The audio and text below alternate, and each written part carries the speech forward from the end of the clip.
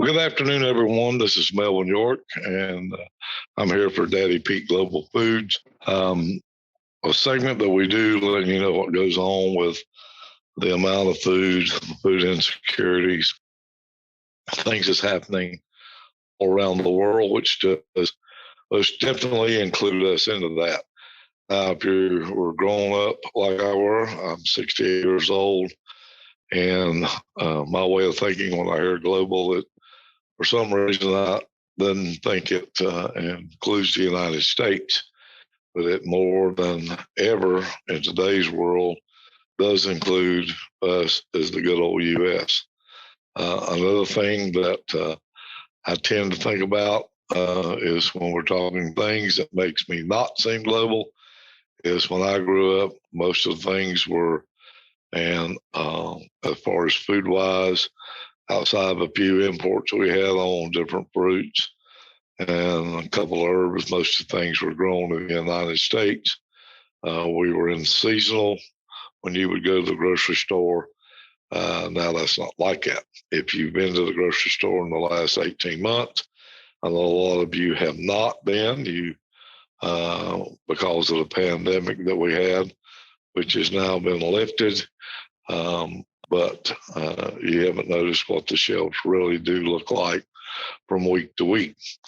At times they're getting what it seems like somewhat better. Other times it seems like it may be going the other way.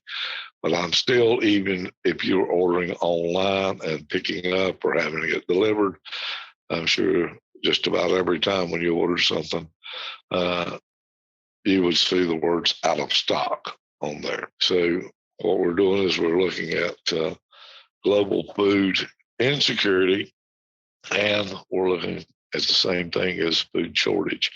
One thing we want to talk about today is when you hear that terminology, global food insecurity and global food shortages are the same thing, even though that we tend to think we're insecurity or is our food secure, we're talking about the state of the food, whether it was spoiled or whether it was processed correctly or whatever. And that is a security to us too. But when we're talking about global food insecurity, and we're actually talking about the shortage of. Now, shortages can be caused by a couple of different things, and we're going to talk about that also.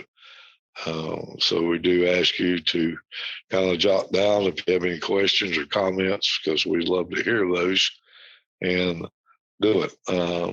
We will most definitely respond to those because we do love to get your questions and your comments, and that gives us a way to know, well, which way to go forward in the near future.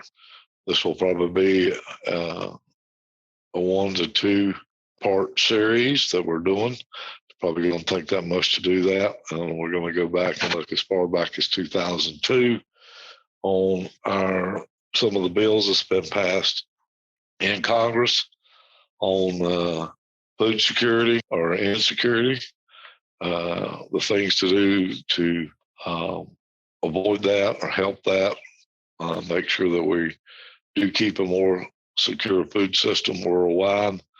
Again, we'll hear some comments from World Food Program, which I'm going to read some of the comments of what he talked about, and then we're going to go in to some letters to congressmen, and we're going to hear some congressmen's reaction to some of the bills that they're passing now.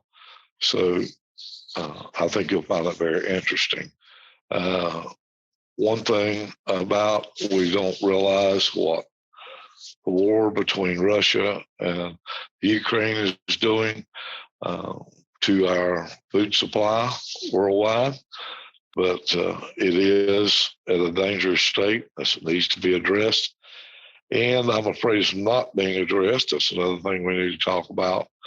But just to give you one quick overview here, and this was back in July of 2022 this year. This came out of the USA. New York was where this took place. And it said the World Food Program Chief David Beasley. Let me stop there just a second and remind you who David Beasley is. He used to be the governor of South Carolina in the mid-90s. Actually, before that, I think he went in, he was a Democrat, changed over to the Republican Party. Not that that makes any difference, just trying to give you an overview of what's going on and where he's been. David's always been tagged as the Christian conservative, even when he was on either party. So David was nominated by Nikki Haley back in 2017 for this position. I actually think there were like 22 or 3 others. He did get the nomination and was sworn into this year in 2017. Beasley was actually noted in 2008 when global inflation and food prices last saw their severe spike. Some of the things that happened during that time was civil unrest, protests, riots, followed by nearly empty nations. Let me say what he said, a quick notation out of some of his quotes.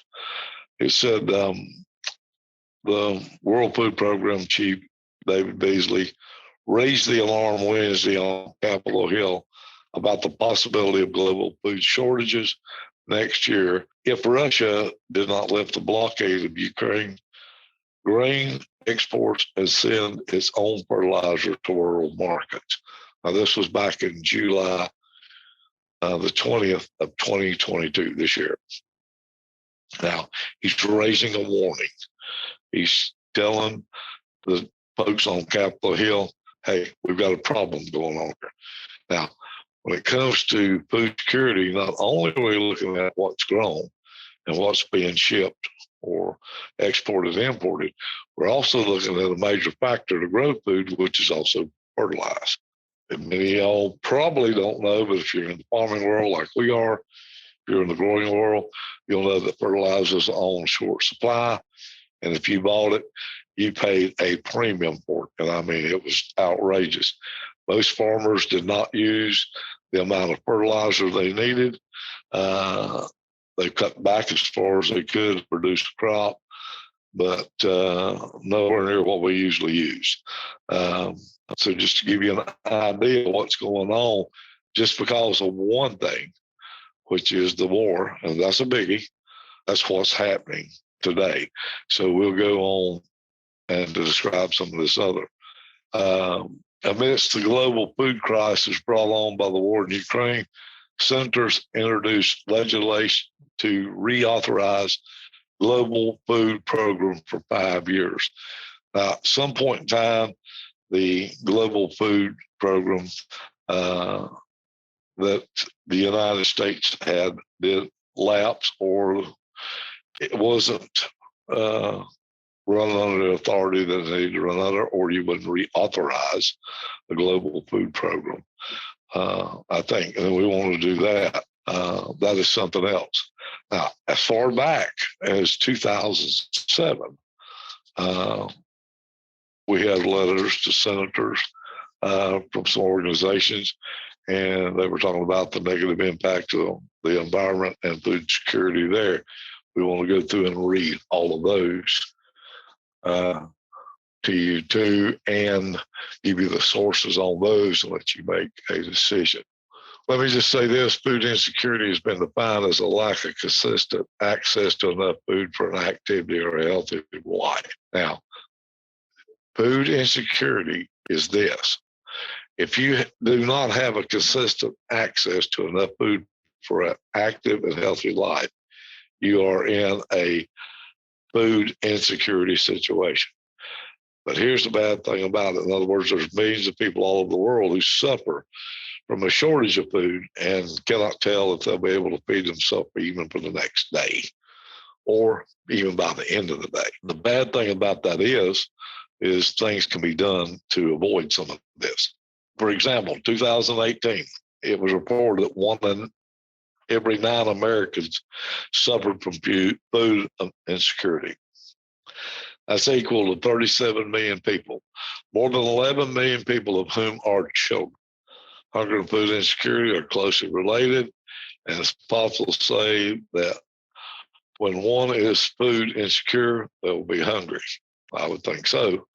Hunger will lead to poverty and diseases, although not a lot of people living below the poverty line experience food insecurity, because those living above the poverty line could also experience food security. Let's stop here and talk about that just a moment. Okay.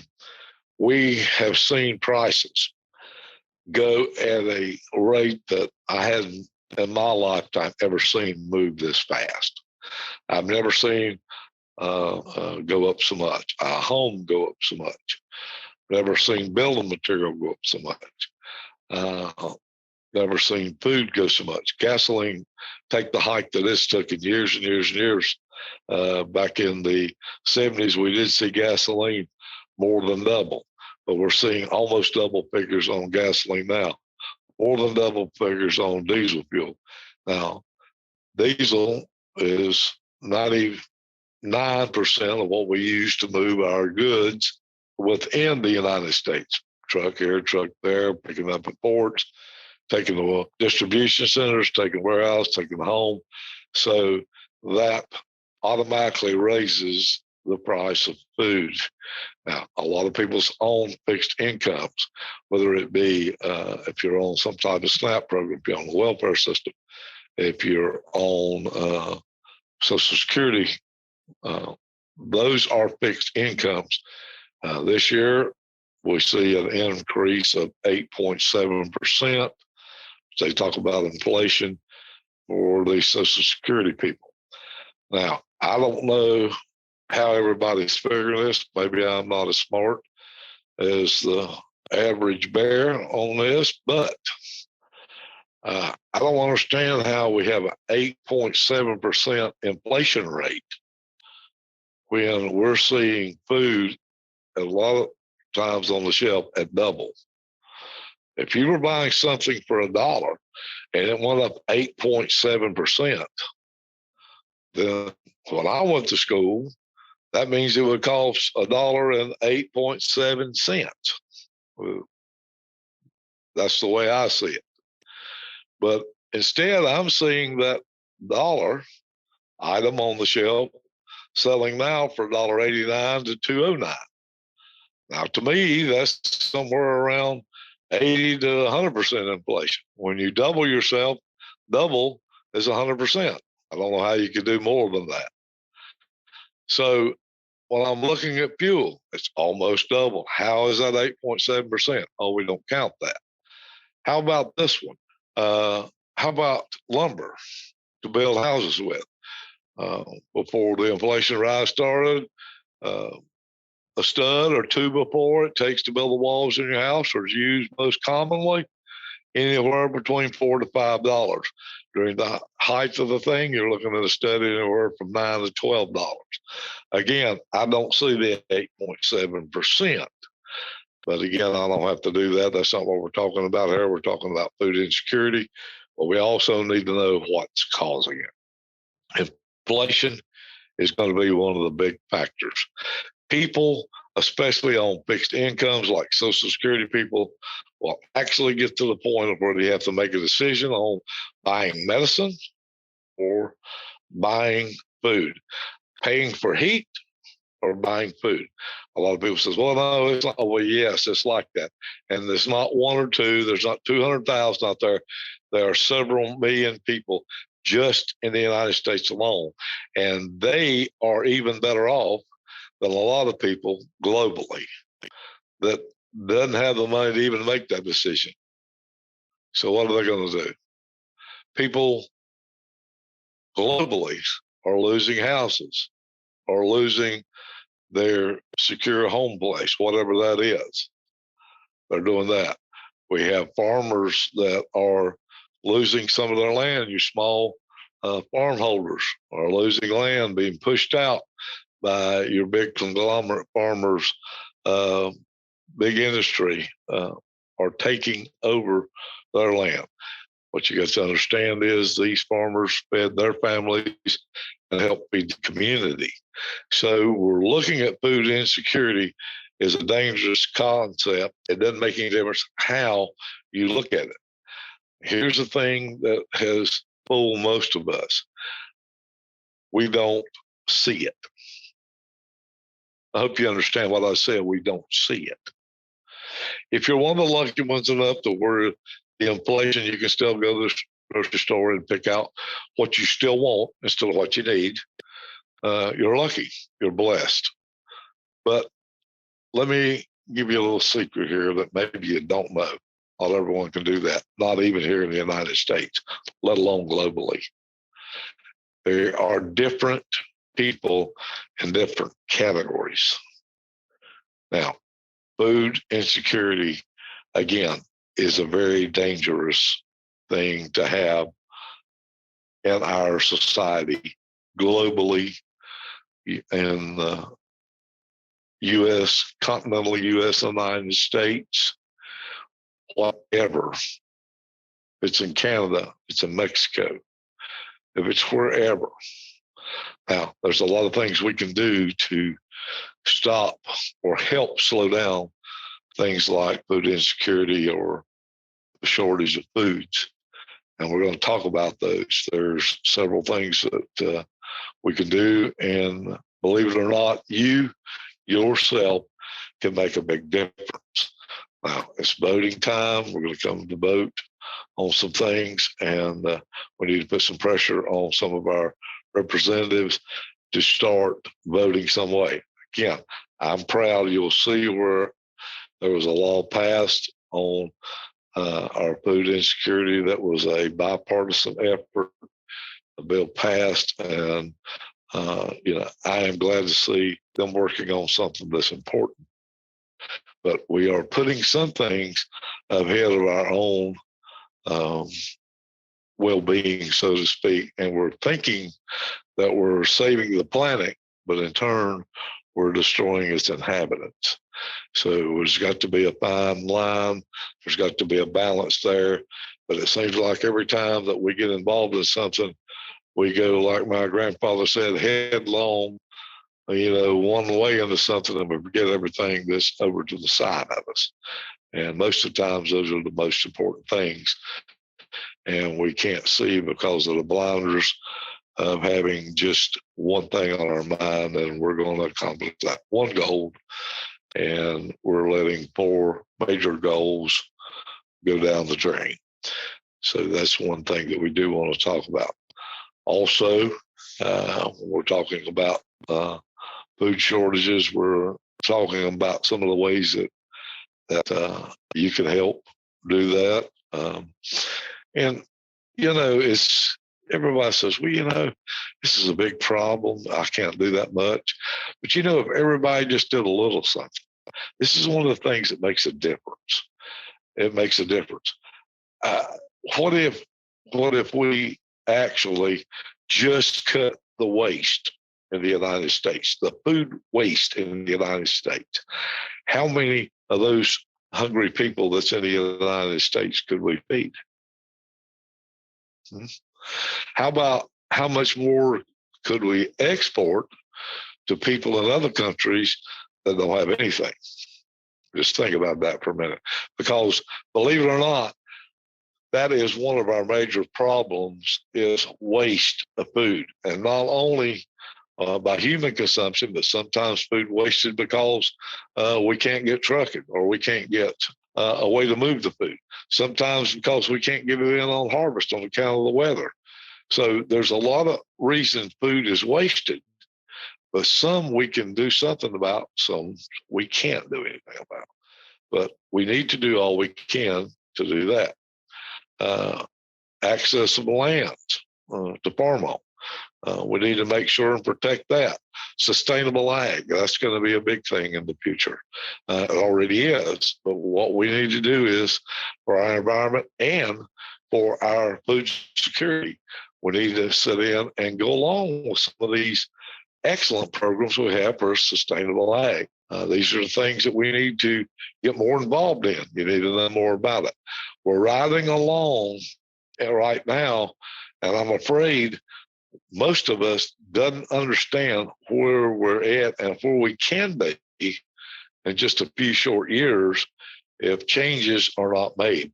Now, what really gets me concerned more than anything is when I see our leaders, which Lord knows I don't have a lot of faith in some of them, or maybe I should have, but when I see them even far back as 2002, and they keep this going, and now we've got people that's reintroducing from all different branches on the world side, on the United States side. We're doing it right here within our borders. We're seeing it. We're on global. We're seeing it, and everybody's come up. There must be something to this. The food shortages. You know, we're the type of people, we've been blessed and had it at our fingertips so long that we don't even believe that there's a food shortage when we walk in the stores and see the empty shelf. Well, it'll be there next week. Well, maybe not. And we've seen that happen already. We've seen things now that we can't get that we used to get. I know people that's waiting on parts, waiting on things for to repair automobiles or repair things with that you can't get like you used to because everything is not because of the pandemic. And that is what the scary part is. We're only looking at the food insecurity out of a lot of our eyes. Well, it's the pandemic and it'll all come back around. No, it's not because of the pandemic. The pandemic did play a part in helping it along, but it was here before the pandemic. And that's the part I want to bring to your knowledge. As far back as 2002, we were talking about this, and it's been a known factor, not just for the rest of the world, but also including the United States. Please, if you don't take away anything else from here today, take the part that global includes the United States. And I know a lot of people say, I don't know why you're saying that. If you'll really be honest with yourself, and when you hear the terminology, you're going to go back and say, you know, I really didn't think about that either. I was thinking about other countries. But we are included in this ball called Earth globally. We are. We are no longer in a national economy. We left that back in the 70s, and maybe a little before the mid 70s, maybe even into the late 60s. But we are now in a global economy. We are not in a national economy anymore, even though that does affect us some at some point. But right now, things that are happening all over the world affects us more than just what's going on in the United States. And if you don't believe it, I mean, take a look at the war in the Ukraine, for example. That is probably one of the best ones that I could give you right now for one of the things. And we can go back here even before it started. Let's just take a conflict that happened before the Ukrainian-Russian war happened. Conflicts, war, and violence impact food production supplies in most countries where civil wars have been prevalent. Food insecurity is very high. We know that. Examples are Somalia and South Sudan and Africa. A recent example in Syria is agricultural production, which has been adversely affected by the conflict. According to a report by the FAO in 2018, October, 5.5 million Syrians face food insecurity, and part of it's due to the conflict. Conflict-related food shortages can also trigger years of food crisis, even if the fighting has ended. This was back in 2018. So just to give you an overview there on some of the things that's happened. Even the wars. And we're going to talk more about how that the Ukrainian war, Russian war is affecting our food security now, because it most definitely is affecting it. And a lot of people don't see it, but it's there, it's wide open, and it's not. Most of our wheat, a lot of our wheat is exported. around the world from Ukraine and from Russia. Russia is probably the number one source of fertilizer for the rest of the world. And I'm sure we import some of it too. Those are two things. Not only finished product, which is the grain, and other things coming out of this region, also fertilize, which helps grow in other countries.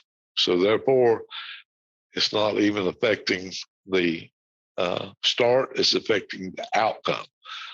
So without fertilizer, you can't produce the right amount of crops. And this gives me a chance to talk about one thing that we've talked about here before, and that's the GMOs. I know that GMOs is hard on everybody's mind, but I don't know right now if we need to stop anything at the amount of food that we're using and what it takes in this world.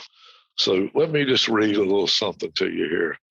It was a letter sent to 11 senators describing the RFS, which is the Renewable Food Standard that was passed. I think it was passed in 2007. This letter was sent to them by several different other groups, but it was Clean Air Task Force, Environmental Working Group, Action Aid USA, and Oxfam America sent this detailed report to them. And when you listen to this, you'll notice that not only was it them talking, but others. Dear Senators, recently you signed a letter urging Environmental Protection Agency Administrator Gina McCarthy to craft targets for domestic biofuels that reflect Congress' intended goals for the RFS in 2007. Congress expanded the renewable fuel standard with the express goals of increasing the production of clean, renewable fuels and protecting consumers. Now, keep that in mind. Think on that a second. Respectfully, the organizations below are concerned that the RFS has thus far failed to deliver on its basic goals, and in the process triggered consequences that have negatively impacted our environment, American consumers, and people around the world. To date, the RFS, and this date was May the 13th, 2015, okay? May 13th, 2015. To date, the RFS has primarily incentivized increased production of corn ethanol. In fact, corn ethanol accounted for 83% of the overall volume mandate finalized by the Environmental Protection Agency in 2013. The most recent year in which the final renewable volume obligations were issued by EPA. The remainder was mostly comprised of imported sugarcane ethanol and domestically produced biodiesel. Meanwhile, one of the primary goals of the RFS, spurring production of the truly advanced biofuels derived from non-food crops. Let me say this, the RFS was supposed to make sure that they pushed through. The primary goal was spurring production of truly advanced biofuels derived from non-food crops, such as cellulosic ethanol, has significantly failed to meet the goals of Congress set in 2007. The National Academy of Sciences and the Congressional Budget Office projected that the cellulosic ethanol production will fall drastically short of its 2022 mandate of 16 billion gallons, leaving room for additional corn-based biofuels and other food-based biofuels to fill this growing gap. Okay. Now, what are we filling it with? We want biofuels. We want food security, but now here we're starting to make biofuel. Biofuel was okay when they first introduced it. We're going to use things that was non-food, but no more than we turned around and got going good. And here goes our corn crop. Here goes our cane crop, which we make sugar out of, by the way. Okay. And then here goes our soybean crop and biofuels and diesel fuels. Corn ethanol has failed to reduce greenhouse gas emissions as once promised, and instead may actually be increasing greenhouse gas emissions as compared to a gasoline. A recent study found that from 2008 to 2012, 3.5 million acres of previously untouched grassland were plowed to plant corn and soy, despite measures in the law that were intended to prevent new land from being cleared to accommodate RFS related demand. Hang on here, man. Nobody said you couldn't or didn't even want you not to plow the 3.5 million acres up if you want to grow more crops to feed something. Well, we plowed this up now, this ground, just to make fuel. Okay, hang on, we're going somewhere. This transformation has led to millions of tons of carbon emissions being released into the atmosphere, as much as 34 coal-fired power plants operating for 1 year. Water quality has also been adversely impacted, according to the report from the EPA office online, the Inspector General. Corn ethanol production in a major cause of water pollution in the Mississippi River Basin and the Gulf of Mexico. This is coming from the EPA, our own government regulatory commission is already saying, pulling those grasslands, here's what we got, here's what we caused. As much pollution as 34 coal-fired power plants running 1 year. Did you hear all that? Or maybe I need to go back and read it. The RFS also has serious consequences for global hunger. Here we go. By creating an inflexible demand for feed crops, the RFS has contributed to unstable food prices. Poor people in developing countries spend 60 to 80% of their income on food, and even small increase in price can make a difference for them to feed their families. Also, demand for land-intensive biofuels has increased. So too has the demand for arborable land. Smallholder farmers in developing countries who typically grow multiple crops for their families and some local food consumption have been kicked off their land to make way for the massive biofuel feedstock plantations. These farmers depend on this land to feed their families and their communities. Studies by the CBO, the Bureau of Labor Statistics, and Congressional Research Service has shown the RFS also raised food prices for American consumers and businesses for consumers. A 2013 study estimated $2,000 in higher annual food costs for an average family because of the RFS. For small businesses in the food chain, such as a mom and pop restaurant retailers, the higher costs can extend into the tens of thousands of dollars per year. I'm going to read this again to you because I want you to understand this, if nothing else. And this is what we got going on. Sometimes when we're trying to say one thing, we're destroying five more. Studies by the CBO, Bureau of Labor Statistics, and Congressional Research Service have shown the RFS also raises food prices for American consumers and businesses. For consumers, a 2013 study estimated $2,000 in higher annual food costs for an average family because of the RFS. For small businesses in the food chain, such as a mom and pop operation restaurant, and retailers, the higher cost can extend into the tens of thousands of dollars per year. With each passing month, we fall farther from achieving the original goals of the RFS.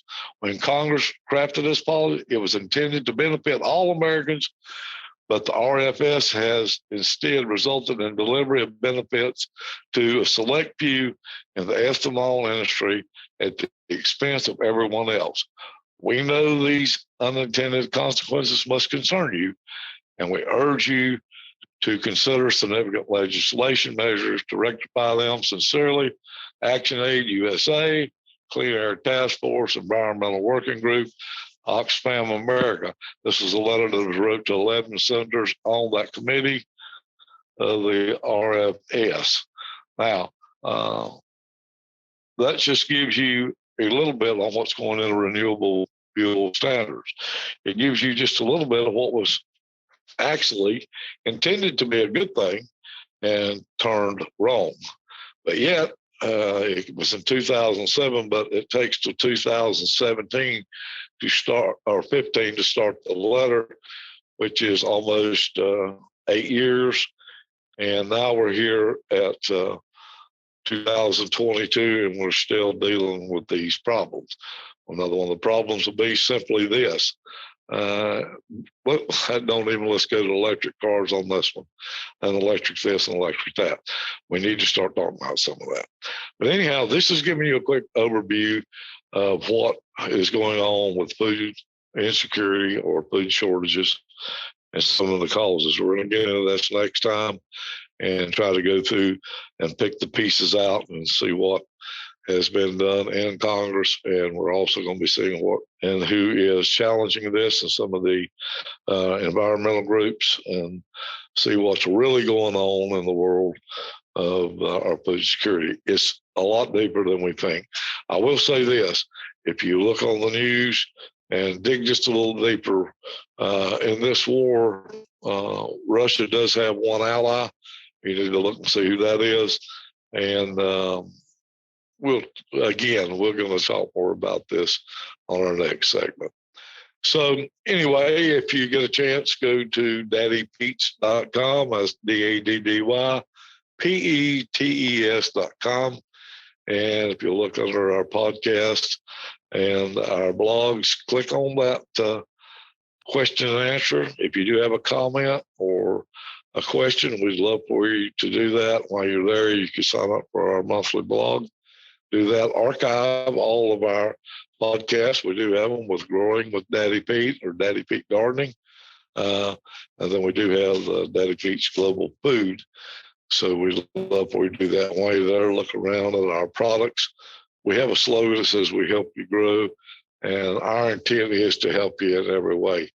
As a Christian, I do believe we need to pay more attention to our food insecurity, our shortage of, because I think we do have a God-given calling, is what I'd like to use the word, calling to help people. I think it's more than our duty. I think it's a calling.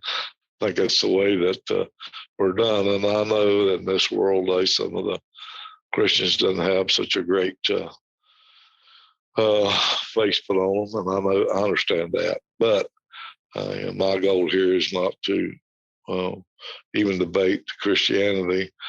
My goal here is to make sure that you're informed about what's coming down the next day, the next month, the next year, and how we can help people make sure they don't go hungry.